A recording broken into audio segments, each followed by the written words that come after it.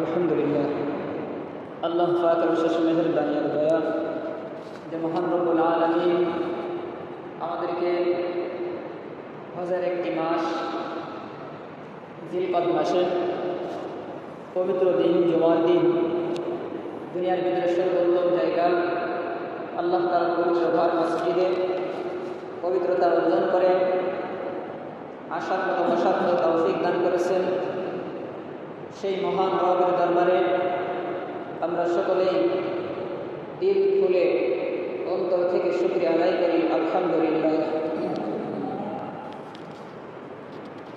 আমরা গত 3 জুমা হজ সম্পর্কে আলোচনা শুনেছি।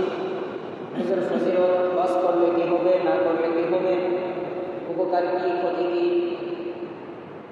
এবং বাইতুল্লাহ শরীফের সাথে আমাদের কী সম্পর্ক, বাইতুল্লাহ শরীফের ওইখানে কী কী বরকত আছে, কী কী নিদর্শন আছে, বিস্তারিত আলোচনা আমরা শুনেছি। আলহামদুলিল্লাহ, সামনে আমাদের যে মাস আসতেছে এই মাসটা হলো জিলহজ মাস।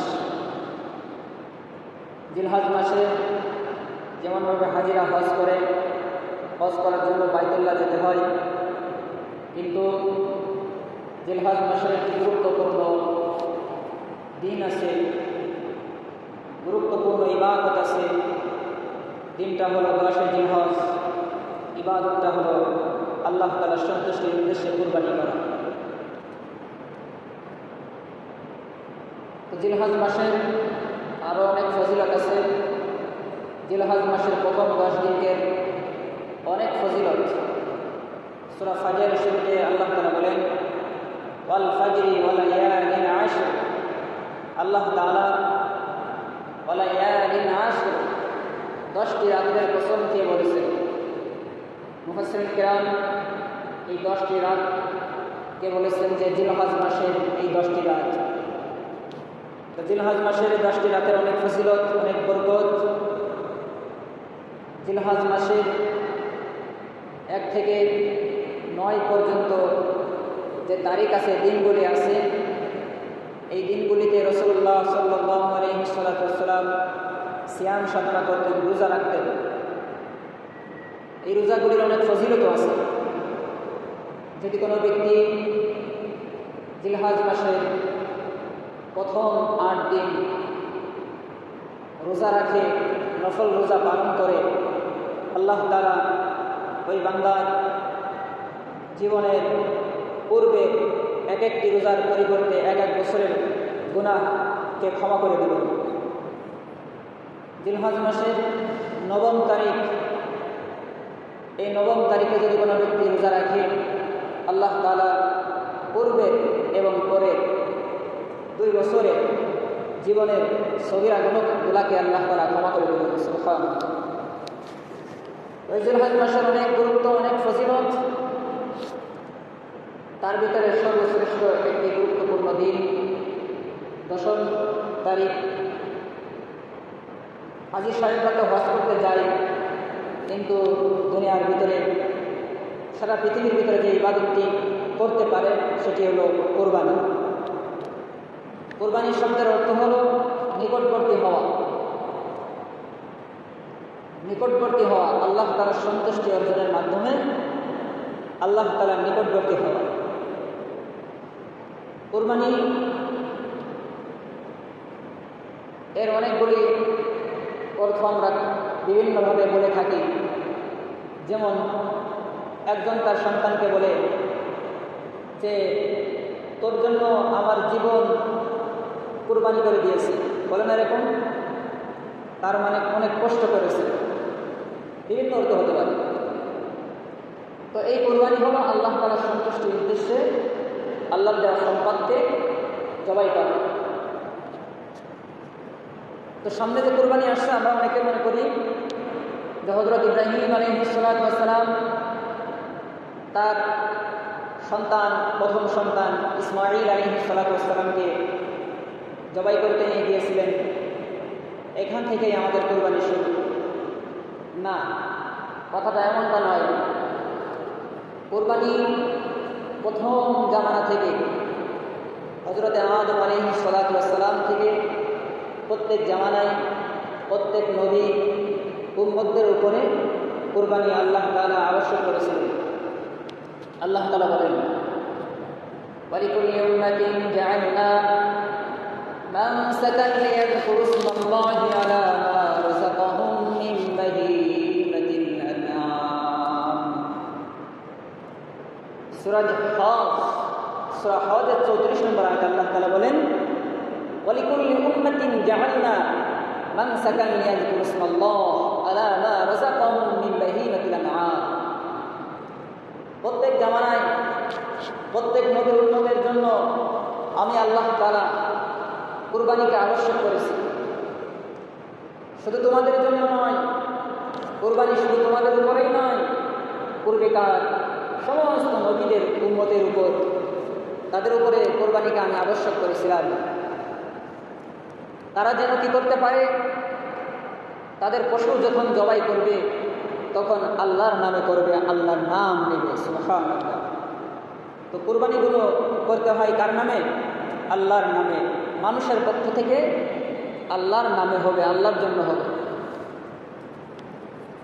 তারা পশু কুরবানি করবে, যখন কুরবানি করবে, জবাই করবে, আল্লাহ তাআলার নাম নেবে, আল্লাহ তাআলার সন্তুষ্টির জন্য করবে। তো আমরা জানতে পারলাম যে শুরু থেকে প্রত্যেক জামানায় প্রত্যেক নবীর উম্মত তাদের উপরে কি ছিল? কুরবানি আল্লাহ তাআলা আবশ্যক করেছিলেন। আদম আলাইহিস সালাতু ওয়াস সালামের সন্তান হয়েছে। আদম আলাইহিস সালাতু ওয়াস সালামের যে সন্তান হয়, সে সন্তানগুলো জোড়ায় জোড়ায় সন্তান হয়। আদম আলাইহিস সালাতু ওয়াস সালামের সন্তান জোড়ায় জোড়ায় হওয়ার কারণে তাদের বিধিবিধান, তাদের নিয়ম, তাদের পদ্ধতি, তাদের শরীয়ত আল্লাহ তাআলা ভিন্ন দিয়েছিলেন। যেহেতু মানুষ দুনিয়াতে আসছে, বংশ বিস্তার হতে হবে। তো বংশ বিস্তার কীভাবে হবে? আল্লাহ তাআলা মহান রব্বুল আলামিন আদম আলাইহিস সালাতু ওয়াস সালামকে জানিয়ে দিলেন যে আদম, তোমাকে আমি জোড়ায় জোড়ায় সন্তান দান করি। এক এক জোড়ায় একটা ছেলে একটা মেয়ে আমি তোমাকে দান করি। তোমার এক জোড়ায় যে সন্তানগুলো হবে তারা আপন হবে, তাদের সাথে তাদের বিবাহ বন্ধন জায়েজ হবে না, এটা আমার শরীয়ত। কিন্তু পরবর্তী যে জোড়া আছে সেই জোড়ার সাথে বিবাহ বন্ধন করতে পারবে, এটা আমি জায়েজ করে দিলাম। আল্লাহ তাআলা মহান রব্বুল আলামিন যখন যে বিধান দেন সেটা মানুষের জন্য উপকার, দুনিয়াভিভাবে হোক অথবা আখিরাতের দিক থেকে হোক, সব দিক থেকে উপকার, ক্ষতি নাই। আল্লাহ তাআলা মহান রব্বুল আলামিন আদেশ করলেন যে প্রথম জোড়ার সন্তান দ্বিতীয় জোড়ার সাথে, প্রথম জোড়ার ছেলে দ্বিতীয় জোড়ার মেয়ে, দ্বিতীয় জোড়ার মেয়ে প্রথম জোড়ার ছেলে, এভাবে করে তোমার সন্তানদেরকে বিবাহ দাও। আল্লাহ তাআলা যখন আদেশ করলেন, আদম আলাইহিস সালাতু ওয়াস সালাম তার সন্তানদেরকে ডেকে বললেন যে আল্লাহ তাআলার পক্ষ থেকে তোমাদের বিবাহের জন্য আদেশ করা হয়েছে এবং বিধিবিধান কী হবে, নিয়ম কানুন কী হবে, এই বিধিবিধানও আল্লাহ তাআলা নির্দিষ্ট করে দিয়েছেন। সব কিছু আল্লাহ তাআলা নির্দিষ্ট করে দিয়েছেন। এই ঘটনাটা আল্লাহ তাআলা মহান রব্বুল আলামিন সূরা মায়েদার ভিতরে জানিয়ে দিয়েছেন। আল্লাহ তাআলা বলেন, ওয়াতলু আলাইহিম নাবা আবনাই আদম বিল হক ইয ক্বাররাবা কুরবানান ফাতুকবিলা মিন আহাদিহিমা ওয়া লাম ইতাকাব্বাল মিনাল আখার। আল্লাহ তাআলা মহান রব্বুল আলামিন আমাদের নবী, প্রিয় নবী মুহাম্মদ রাসূলুল্লাহ সাল্লাল্লাহু আলাইহি ওয়াসাল্লামকে জানিয়ে দিলেন, ইয়া রাসূলুল্লাহ ওয়াতলু আলাইহিম নাবা বানাই আদম বিল হক। আদম আলাইহিস সালাতু ওয়াস সালামের সন্তানদের সেই সত্য ঘটনাটি আপনি আপনার উম্মতদেরকে জানিয়ে দিন। আদম আলাইহিস সালাতু ওয়াস সালামের সন্তানদের যে সত্য ঘটনাটি ছিল, ঘটনা হতে হবে সত্য, বানানো গল্প কাহিনী, মিথ্যা কাহিনী বলা যাবে না। আল্লাহ তাআলা বলেছেন ওয়াতলু আলাইহিম নাবা বনি আদম বিল হক, সত্য যে ঘটনাটি ছিল এই ঘটনাটি জানিয়ে দেন, মিথ্যা কথা বলতে পারবেন না। মিথ্যা কোনো ঘটনা, মিথ্যা কোনো গল্প কাহিনী এগুলো চলবে না। যা বলবেন সত্য বলবেন, যা বলবেন সত্য বলবেন, সত্য কথা বলবেন, মিথ্যা কথা বলতে পারবেন না। তো আমরা সদা সত্য কথা বলবো, সত্য কথা শুনবো, মিথ্যা কথা বলবো না, মিথ্যা কথা শুনবো না। অনেক সময় অনেককে ওয়াজের ময়দানে তাফসীর করতে যেয়ে বিভিন্ন মিথ্যা গল্প কাহিনী বানায় বলতে বলতে ঘন্টাকে ঘন্টা পার করে দেয়, ঘন্টাকে ঘন্টা গল্প করতে করতে পার করে দেয়। হাদিস কুরআন কিছুই থাকে না, বোঝার মতো শেখার মতো কিছুই থাকে না, শুধু গল্প করে কান্নাকাটি করে শেষ। মানুষ বলে দেখছো কি ওয়াজ করছে, শেষ হয় নাই, আবার লাগবে, কিন্তু একটা গল্প করেই সময় শেষ, তাও মিথ্যা গল্প। কথা বলা যাবে, গল্পও বলা যাবে, কিন্তু সেটা সত্য হতে হবে, মিথ্যা বলা যাবে না। আল্লাহ তাআলা বললেন ওয়াতলু আলাইহিম নাবা বনি আদম বিল হক, হে রাসূল আদম আলাইহিস সালাতু ওয়াস সালামের সেই সত্য কাহিনী, সেই সত্য ঘটনা আপনার উম্মতদেরকে জানিয়ে দিন। রাসূলুল্লাহ সাল্লাল্লাহু আলাইহি ওয়াসাল্লাম আমাদেরকে জানিয়ে দিয়েছেন। আল্লাহ তাআলা কোরআনে কারীমের ভিতরে সেই আয়াত নাযিল করে দিয়েছেন। আদম আলাইহিস সালাম যখন সন্তানদেরকে বললেন যে আল্লাহ তাআলা তোমাদের উপর কি করেছেন, বিধিবিধান দিয়েছেন। কি বিধিবিধান দিয়েছেন? প্রথম জোড়ার সন্তানের সাথে দ্বিতীয় জোড়ার সন্তান বিবাহ দিতে হবে, দ্বিতীয় জোড়ার ছেলের সাথে প্রথম জোড়ার মেয়ের বিবাহ দিতে হবে। যখন এই কথা বলেছেন, ঘটনাক্রমে প্রথম জোড়ার যে সন্তান ছিল তাদের বোনটা, সেই বোনটা একটু সুন্দর কম ছিল, আর একটু সুন্দর বেশি ছিল, আর দ্বিতীয় জোড়ার যে ছোট বোনটা ছিল সেই বোনটা একটু সুন্দর কম ছিল। কিন্তু আল্লাহ তাআলার কাছে মানুষ সবাই সুন্দর, মানুষকে আল্লাহ তাআলা সব থেকে উত্তম আকৃতি সৌন্দর্য দিয়ে তৈরি করেছেন। সুবহানাল্লাহ, সব থেকে সুন্দর মানুষের আকৃতি, সব থেকে সুন্দর মানুষকে আল্লাহ তাআলা শ্রেষ্ঠত্ব দান করেছেন, সব থেকে সৌন্দর্য দান করেছেন। সুবহানাল্লাহ। আল্লাহ তাআলা মহান রব্বুল আলামিন কোরআনে কারীমের ভিতরে সূরা ৩ এর ভিতরে মানুষের সৌন্দর্য বর্ণনা করেছেন। সৌন্দর্য বর্ণনা করতে আল্লাহ তাআলা মহান রব্বুল আলামিন একটা নয়, দুইটা নয়, তিনটি নয়, চারটি কসম খেয়েছেন, তাকিদ ব্যবহার করেছেন, গুরুত্ব দিয়েছেন, চারটি কসম খেয়েছেন। আল্লাহ তাআলা মহান রব্বুল আলামিন বলেন তিনের কসম খাইলাম আমি। তিন একটা আরবের গুরুত্বপূর্ণ ফল। তাফসীরের ভিতরে আসছে এই তিন ফলের ভিতরে হাজার রকমের উপকার নিহিত আছে। জাইতুনের কসম আল্লাহ তাআলা খাইলেন।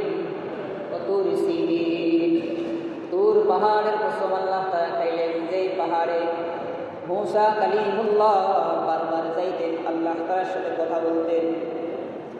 আল্লাহ তাআলা মূসা আলাইহিস সালাতু ওয়াস সালামকে যেখান থেকে ওহী নাযিল করতেন, যেই পাহাড়টা আল্লাহ তাআলা জ্বালিয়ে দিয়েছেন, এই তুর পাহাড়ের কসম আল্লাহ তাআলা খাইলেন। ওয়াহাদাল বালাদিল আমিন, মক্কা নগরীর কসম আল্লাহ তাআলা খাইলেন। তিলের কসম খেয়েছেন, জাইতুনের কসম খাইলেন, তুর পাহাড়ের কসম খাইলেন, মক্কা নগরীর কসম খাইলেন। চারটি কসম খেয়েছেন। যখন কসম খাই, গুরুত্বপূর্ণ জিনিসের কসম খাই, গুরুত্বপূর্ণ জিনিস সামনে আসে, এই কথাটাকে জানানোর জন্য, আগ্রহী করার জন্য কসম খেয়ে বলে এটা হবেই হবে। আমরা যখন কসম খাই যে এটা আমি করি নাই, আল্লাহর কসম আমি করি নাই, এরকম বলি না, গুরুত্ব দিয়ে বোঝাই, কসম দিয়ে বোঝাই। তো আল্লাহ তাআলা একটা না, দুইটা না, তিনটা না, চারটি কসম খেয়েছে। চারবার কসম খেয়ে বলতেছেন লাকাদ খালাকনাল ইনসানা ফি আহসানি তাকওয়িম। দুনিয়ার ভিতরে যত সৃষ্টি আছে, যত মাখলুক আছে, যা কিছু আছে, সব থেকে সুন্দর আর শ্রেষ্ঠ আর সুন্দর আকৃতি দিয়ে আল্লাহ তাআলা আমি মহান রব্বুল আলামিন মানব জাতিকে সৃষ্টি করেছি। সব থেকে সুন্দর আকৃতি, সব থেকে শ্রেষ্ঠ তো দান করেছেন, সুন্দর আকৃতি দান করেছেন, আকৃতি দান করে শ্রেষ্ঠত্ব দিয়েছেন। তো বলতেছিলাম হাবিল কাবিল দুই ভাই, কাবিলের সাথে যে গুণটা আছে সেটা সুন্দর বেশি, হাবিলের সাথে যে গুণটা আছে সেটা একটু সুন্দর কম। ছোট বোনটা সুন্দর কম, বড় বোনটা সুন্দর বেশি। এখন কাবিল বলতেছে যে আপনি হাবিলকে বেশি ভালোবাসেন, এই জন্য আমার সাথে পার্সিয়ালিটি করতেছেন, সুন্দরী বোনটা ওর সাথে বিবাহ করছে।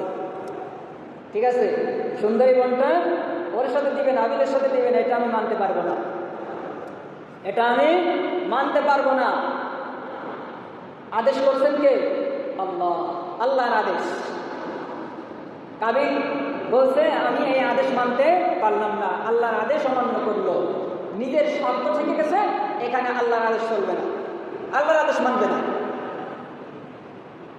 অনেকেই আছে এরকম, যখন নিজের স্বার্থ চলে আসে তখন আল্লাহ আল্লাহ রাসূল সব পান। এখন নিজের স্বার্থ দেখতে হবে, নিজের স্বার্থ দেখতে হবে। এখন আল্লাহ আল্লাহ রাসূলের হুকুম আর চলবে না, মানা যাবে না। কাবিলের মতো, কাবিলের আদর্শ এর ভিতরে কাবিল কি বললো যে আমি এই আদেশ মানতে পারবো না, আপনি ওকে ভালোবাসেন এই জন্য ওর সাথে ভালোটা দিচ্ছেন, এটা আমি মানবো না। আল্লাহর আদেশকে অমান্য করলো, আল্লাহর বিধানকে অমান্য করলো। তো যে ব্যক্তি আল্লাহর বিধানকে অমান্য করেছে, আল্লাহর আদেশকে অমান্য করেছে, এই ব্যক্তি কি ভালো না মন্দ? এই ব্যক্তির জীবনে কি সুখ আসবে না অসুখ আসবে, অশান্তি আসবে, এর বরবাদ। শয়তান যেমন বলেছিল আমি আপনার ওখানে মানবো না, যুক্তি খাড়া করেছিল। শয়তান যেরকম ভাবে যুক্তি খাড়া করলো যে আদম হলো মাটির তৈরি, আমি আগুনের তৈরি, আমি আদমকে সিজদা করবো না, এটা আমি মানতে পারবো না, সরাসরি আল্লাহর সাথে অস্বীকার করলো, আল্লাহর আইনকে অস্বীকার করলো।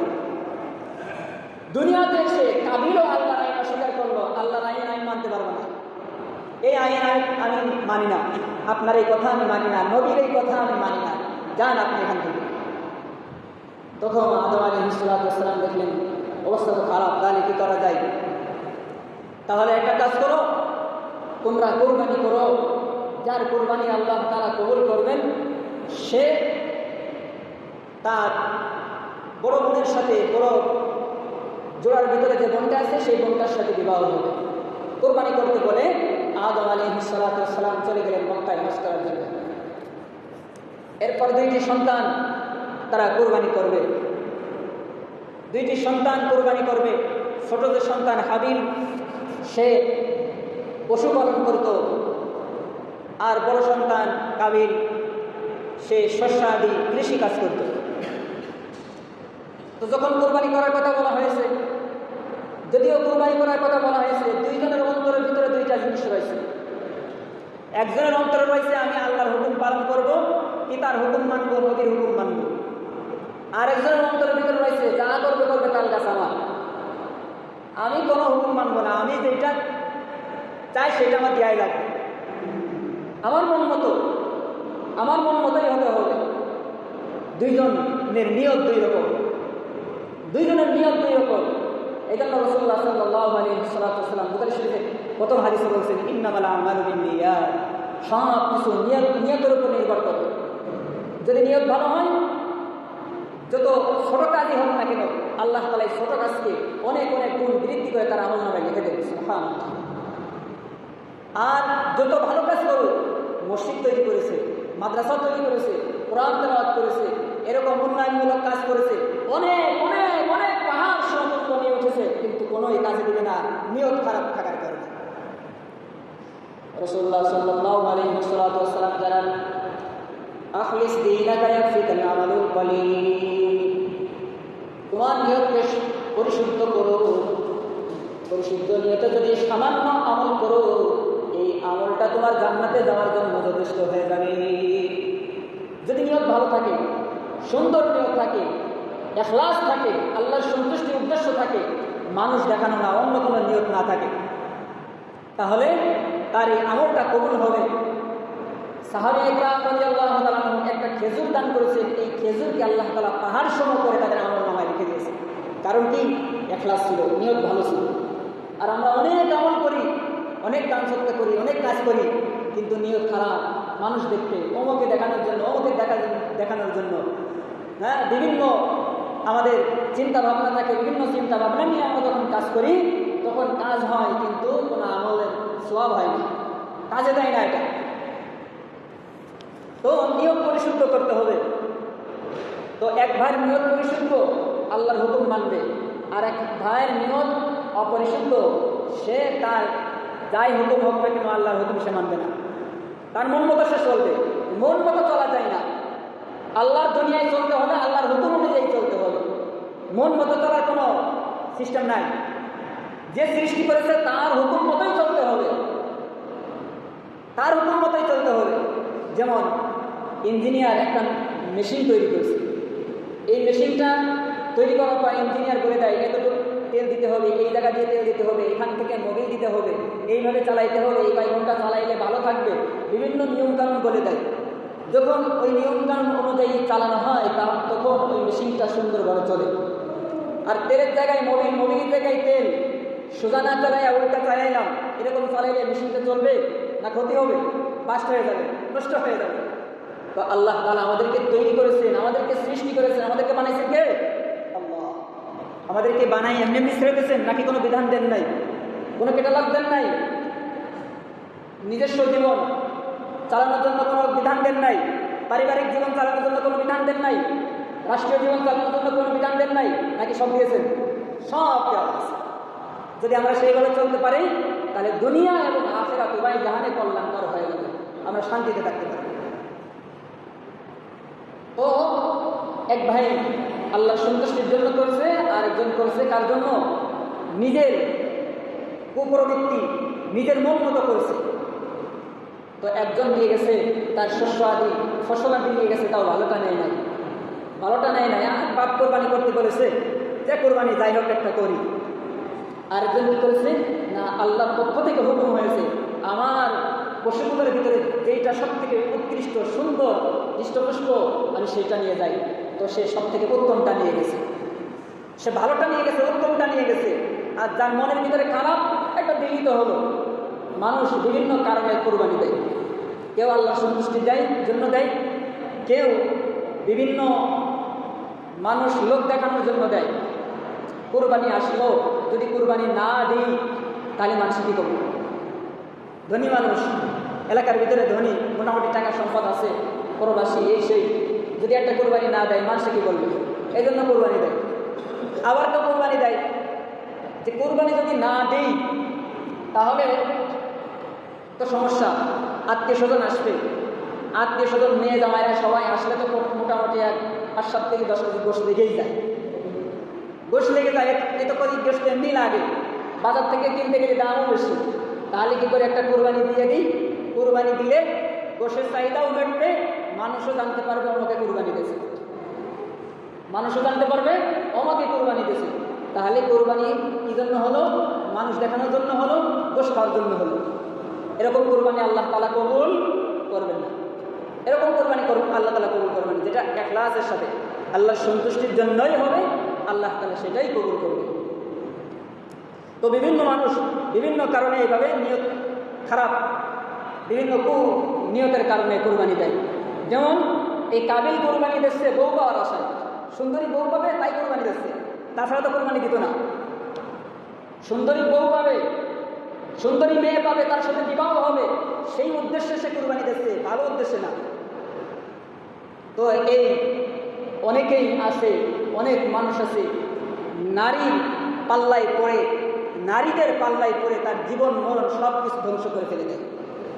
এই যে প্রথম যে হত্যা হয়েছে, প্রথম যে পথভ্রষ্ট হয়েছে, ধ্বংস হয়েছে, সে নারীর পাল্লায় পড়ে হয়েছে। আল্লাহর হুকুম মানে নাই, আল্লাহর বিধিবিধান মানে নাই, না মেনে নারীর পাল্লায় পড়ে তার ইহকাল পরকাল সব হারিয়েছে। তো আল্লাহ তাআলা কোরবানি করতে বললেন, দুইজন কোরবানি করতেছে, আল্লাহ তাআলা সেটা জানিয়ে দিয়েছেন। إذ قربا قربانا فتقبل من أحدهما ولم يتقبل من الآخر। দুই ভাই হাবিল আর কাবিল যখন কুরবানি করলো, তাদের কুরবানির নিয়ম ছিল ভিন্ন, আমাদের মতো না। তাদের কুরবানির নিয়ম ছিল ভিন্ন। কি নিয়ম? তারা কুরবানির যে জিনিসগুলো আছে এই জিনিসগুলো পাহাড়ের উপরে রেখে আসবে, যারটা কবুল হবে আল্লাহ তাআলা তারটা বর্ষ করে দিবেন, জ্বালিয়ে দিবেন, আসমানে উঠাই নেবেন। আর যারটা কবুল হবে না তারটা সেখানেই থাকবে। তো যারটা কবুল হয় না সে নিয়ত করে আবার দিতে পারে, কিন্তু আল্লাহ তাআলা আমাদের জন্য এরকম ব্যবস্থা দেন নাই। যদি আমাদেরকে এরকম হতো তাহলে দেখা যেত অধিকাংশ মানুষের কুরবানি হইতো না, লজ্জায় মাথা নত করে থাকতে হতো। অধিকাংশ মানুষের কুরবানি হতো না, কারণ নিয়ত খারাপ। যদি এই নিয়ম থাকতো যে অমুক উঁচু স্থানে রেখে আসবে, এলাকার ভিতরে একটা উঁচু স্থানে রেখে আসবে, আল্লাহ তাআলা জ্বালাই দিবেন যারটা কবুল হয়। তো এরকম নিয়ম আল্লাহ তাআলা আমাদের জন্য করেন নাই। আমরা শ্রেষ্ঠ উম্মতের মর্যাদা আল্লাহ তাআলা রেখেছেন।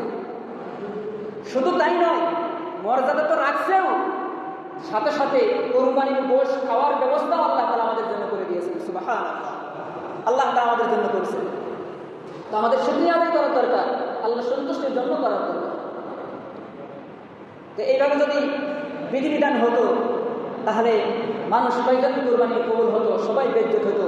আল্লাহ তাআলা চান না আমার শ্রেষ্ঠ নবীর শ্রেষ্ঠ উম্মতরা বেজ্জত হোক, তাদের সম্মান নষ্ট হোক, এটা আল্লাহ চান নাই। আল্লাহ তাআলা কত অনুগ্রহ করেছেন আমাদের। তো দুইজন কুরবানি করতেছেন, দুইজন রেখে আসছেন। আল্লাহ তাআলা বলেন যে ফাতুকুবিলা মিনহা ওয়া লাম তাকাব্বাল মিনাল আখার, একজনেরটা আমি আল্লাহ তাআলা কবুল করলাম, অন্যজনেরটা কবুল করি নাই। একজনেরটা কবুল করেছেন, অন্যজনেরটা কবুল করে নাই। এখন যখন কবুল করে নাই, কবুল না করার কারণ কি? কবুল না করার এক নম্বর কারণ হলো আল্লাহর হুকুমের অবাধ্য হয়েছে। আল্লাহর হুকুমের অবাধ্য হয়েছে। দুই নম্বর কারণ হলো যাই আল্লাহ বলুক আমার তাল গাছ আমারটা আমাকেই পেতে হবে। তিন নম্বর হলো আল্লাহ সন্তুষ্টির জন্য করে নাই। চার নম্বর হলো কুরবানি যা করেছে সেটা ভালো জিনিস করে নাই। এরকম অনেকগুলি কারণ আছে কাবিলের কুরবানির ভিতরে। মানুষ দেখানোর জন্য, মানে নিজের কুপ্রবৃত্তি প্রকাশ করার জন্য করেছে, এরপরে আল্লাহ সন্তুষ্টির জন্য করে নাই, ভালো জিনিস করে নাই, যে কারণে আল্লাহ তাআলা তার কুরবানিও কবুল করে নাই। কিন্তু যে হাবিল ছোট ভাই, সে কুরবানি করেছে, আল্লাহর হুকুম হয়েছে, নবী আমাকে বলেছে, আমি করলাম, এটা আল্লাহ কবুল করুক আর নাই করুক, আমি করেছি, আল্লাহ সন্তুষ্টির জন্য করেছে। তো আল্লাহ তাআলা বলতেছেন যে আল্লাহ সন্তুষ্টির জন্য করেছে আমি তার কুরবানিকে কবুল করেছি। সুবহানাল্লাহ, যে আল্লাহ সন্তুষ্টির জন্য করেছে তার কুরবানি আমি করেছি।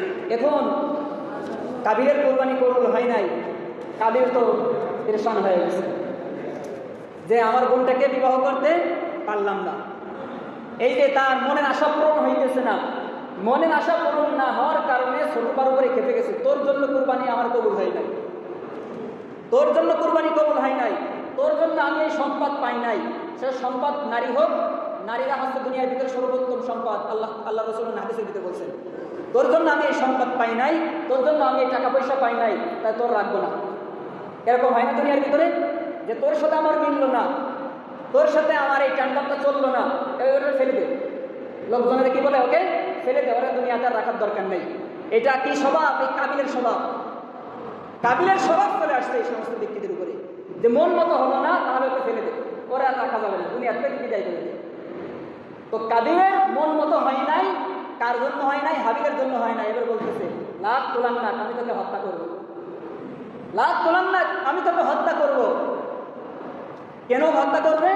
কারণ তার চাহাত পূরণ হচ্ছে না, তার মন মতো হচ্ছে না, এই জন্য সে বলতেছে আমি তোকে হত্যা করব। তুই সরে গেলে আমার জায়গা পরিষ্কার, তাই না? তুই যদি সরে যাস তাহলে আমার মন মতো আমি করতে পারবো, আমার এই বোনটার সাথে আমি বিবাহ করতে পারবো, আমার মন মতো আমি চলতে পারবো। এই যে মন মতো চলার জন্য সে তার ভাইকে কি করবে? হত্যা করবে। আল্লাহ তাআলা এই আয়াতের ভিতরে বলছেন। এরপরে যখন হত্যা করতে চেয়েছে তখন ওই ভাই বলতেছে যে ভাই কুরবানি করলাম দুই ভাই, আল্লাহ তাআলা কবুল করলেন আমারটা, তোমারটা কবুল করে নাই, এখানে আমার অপরাধটা কি? এখানে আমার অপরাধটা কি? বলতেছে অপরাধ সব কিছু জানি নাই, আমি তোকে হত্যা করবো। এসব কিছু আমার শোনার টাইম নাই, কোনো কিছু শোনার টাইম নাই, আমার মনে কি করে ফেসে আমি তোকে হত্যা করবো। তখন হাবিল বলতেছে ইন্নি, যে আল্লাহ তাআলা ওই ব্যক্তিদেরটাই কবুল করে যে ব্যক্তি আল্লাহ তাআলাকে ভয় করে, আল্লাহ তাআলার সন্তুষ্টির জন্য তাকে আল্লাহ তাআলা কবুল করে। তো শোনো, ইয কররাবা কুরবানান ফাতুকবিলা মিন আহাদিহিমা ওয়া লাম ইয়াতাকাব্বাল মিনাল আখার ক্বালা লা আক্তুলান্নাক ক্বালা ইন্নামা ইয়াতাকাব্বালুল্লাহু মিনাল মুত্তাকিন। হাবিল বলতেছে, ভাই মুত্তাকি ব্যক্তি যে তার কুরবানি আল্লাহ তাআলা কবুল করেছে, তুমি মুত্তাকি হয়ে যাও, তুমি মুত্তাকি হয়ে যাও, তাহলে তোমারটাও আল্লাহ কবুল করবে। মুত্তাকি আল্লাহর হয়ে যাও, খুদাবীর হয়ে যাও, তোমারটাও আল্লাহ তাআলা কবুল করবেন। তখন সে বলতেছে, তোর এই নসিহত আমার শুনবো না, তোর নসিহত শোনার টাইম আমার নাই। অনেক মানুষ, অনেক ইসলাম বিদ্বেষীরা আছে, হুজুররা যদি নসিহত করে যে আল্লাহর বিধান এইরকম, আল্লাহর বিধান এইভাবে, তখন বলে তোমাদের নসিহত শোনার আমাদের টাইম নাই, বলে না? এত কোরআন হাদিস আমাদের মানার টাইম নাই, এত নসিহত আমাদের শোনার টাইম নাই। এদের আচরণটা ওই কাবিলের মতো। এদের আচরণ কার মতো?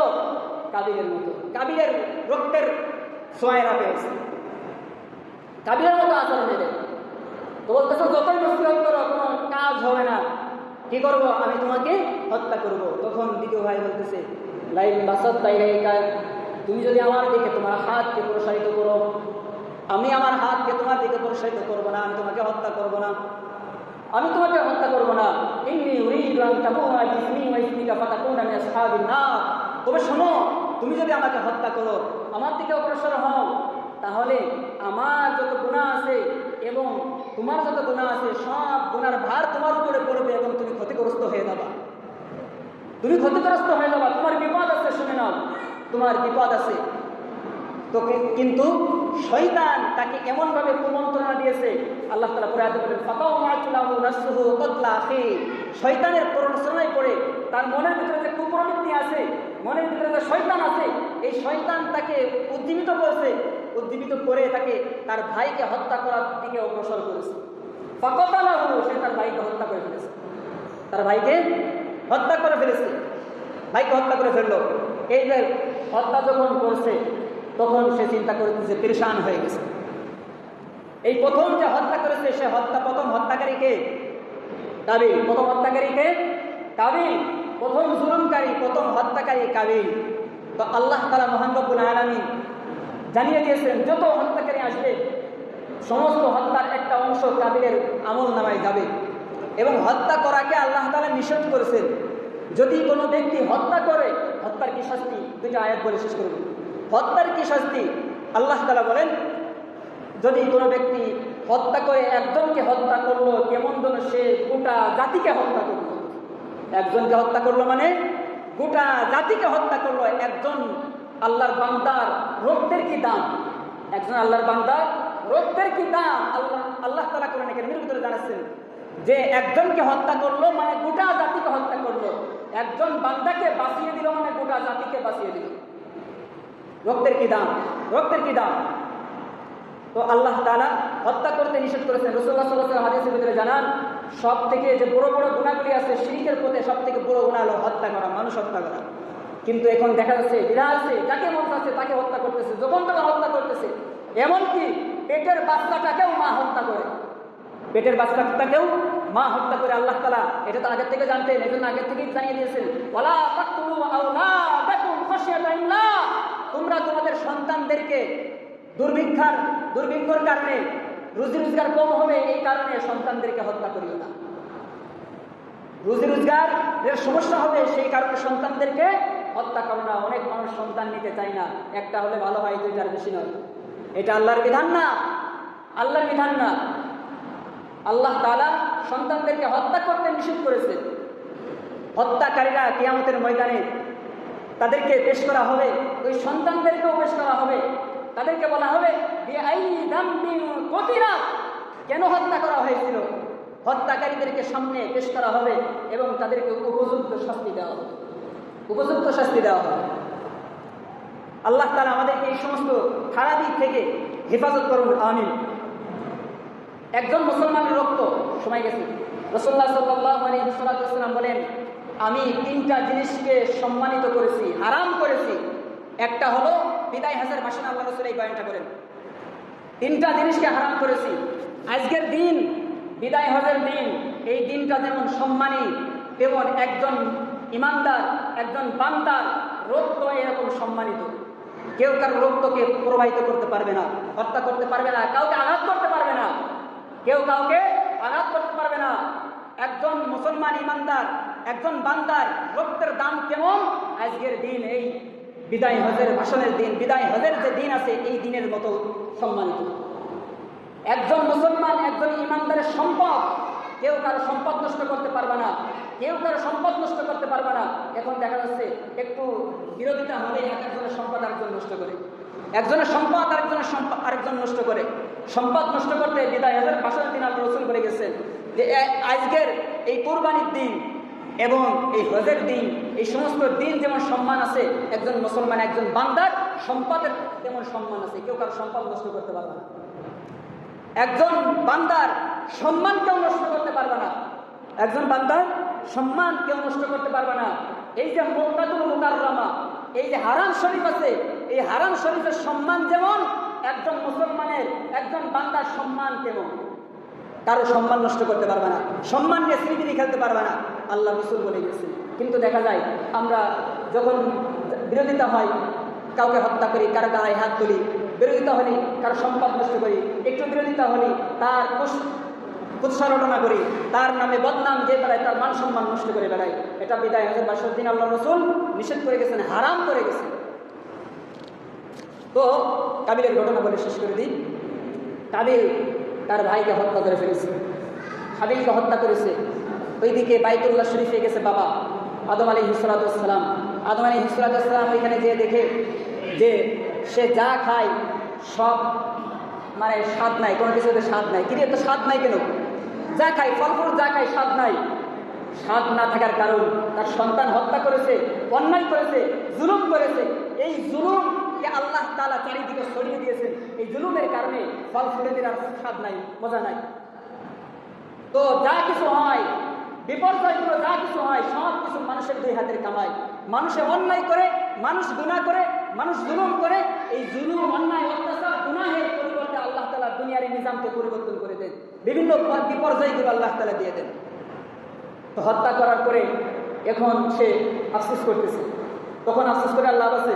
অনেক মানুষ এরকম আফসোস করে, ইস, কাজটা যদি না করতাম ভালো হতো, এই কাজটা যদি না করতাম তাহলে ভালো হতো, এই অন্যায়টা যদি না করতাম তাহলে ভালো হতো। অনেক মানুষ জিনাবে বিচার করে বলে, ইস, কি করলাম, 2 মিনিটের কাজ, না করলে মনে হয় ভালো হতো, কি অন্যায়টা করেছি, না করলে ভালো হতো, আফসোস করতেছে। কিন্তু করার পরে আর কোনো সুযোগ নেই। হত্যা করার পরে এই পাল না আসলে ঘুরে বেড়াচ্ছে। একটা স্ত্রীর ভিতরে আসছে যে 1 বছর যাবৎ সে এইভাবে তার ভাইকে নিয়ে ঘুরে বেড়াচ্ছে। ঘোরার পরে আল্লাহ তাআলা মহান রব্বুল আলামিন পাখি পাঠালেন, একটা কাক পাঠাইছে। কাক পাঠানোর পরে ওই কাক, 2টা কাক, একটা কাক একটা কাককে হত্যা করেছে। হত্যা করে যে কাকটা হত্যা করেছে সেই কাকটা তার পা দিয়ে আশ্রয়ে মাটি খুঁড়তেছে, মাটি খুঁড়ে অন্য কাকটাকে দাফন করেছে। এই কাবিল যখন দেখছেন, দেখার পরে বলতেছে, আফসোস, একটা কাকের বুদ্ধিও আমার মাথায় নেই, একটা কাকের বুদ্ধিও আমার মাথায় না। একটা কাক, সে আর একটা কাককে দাফন করতে পেরেছে। আমার এত বুদ্ধি নষ্ট হয়ে গেছে, নির্বোধ হয়ে গিয়েছি, বিবেকহীন হয়ে গিয়েছি যে আমার ভাইকে কিভাবে দাফন করতে হবে এই বুদ্ধিটুকু আমার না। যখন মানুষ অন্যায় করে, যখন মানুষ আল্লাহর বিরোধিতা করে, আল্লাহর রাসূলের বিরোধিতা করে, উলামায়ে কিরামের বিরোধিতা করে, কোরআন হাদিসের বিরোধিতা করে, তখন তাদের বুদ্ধিহীন হয়ে যায়, বুদ্ধিলেস হয়ে যায়, নষ্ট হয়ে যায়। তখন তাদের যা মন চায় তখন তাই, তাদের আর বুদ্ধি থাকে না। ওই যে কাকের বুদ্ধির থেকেও তাদের বুদ্ধিটা নিকৃষ্ট হয়ে যায়, খারাপ হয়ে যায়, নিম্ন পর্যায়ে হয়ে যায়। কিছু বুঝে আসে না, কোনটা ভালো কোনটা মন্দ এটা তারা বোঝে না, কোনটা সঠিক বেঠিক তারা বোঝে না। তো আল্লাহ তাআলা তাকে অবগত করলেন, জাহান্নামের আসামি বানালেন। আল্লাহ তাআলা মহান রব্বুল আলামিন এখান থেকে শিক্ষা নিয়ে, প্রত্যেকটা আয়াতের ভিতরে শিক্ষা আছে, প্রত্যেকটা ঘটনার ভিতরে শিক্ষা আছে। সমস্ত শিক্ষাগুলি আদম আলাইহিস সালামের এই ঘটনা থেকে, কুরবানির এই ঘটনা থেকে আমাদেরকে শিক্ষা গ্রহণ করার তৌফিক দান করেন। আল্লাহর সন্তুষ্টির জন্য আমাদের জীবন পরিচালনা করা, কুরবানি করার তৌফিক দান করেন। কুরবানি ধারাবাহিক আলোচনা চলবে, আমরা আগে আসার চেষ্টা করবো ইনশাআল্লাহ। আল্লাহ তাআলা তৌফিক দান করুন।